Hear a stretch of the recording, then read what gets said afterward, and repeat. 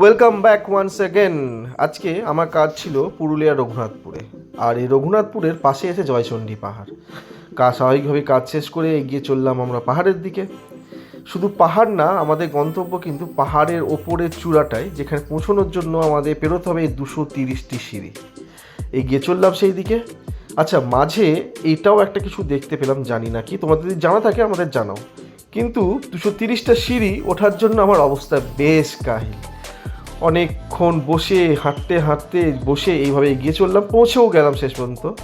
ওপর থেকে নিচের দিকে তাকিয়ে অসাধারণ ভিউ দেখলাম। সন্ধেবেলা পৌঁছেছি, সেই জন্য যে একটা সুন্দর মনোরম পরিবেশ সেটাও পেলাম। সত্যি সূর্য যখন ডুবছে সেটা দেখার মজাই আলাদা। পাহাড়ের চূড়োয় মা চণ্ডীর মন্দির আছে, এখানে অনেকে মানতও করে গেছে। শেষে আমরা মা চণ্ডীকে দেখে প্রণাম করে ফিরে এলাম। তাড়াতাড়ি ঝটপট সাবস্ক্রাইব করে দাও, দেখা হচ্ছে নেক্সট শর্টসে খুব তাড়াতাড়ি।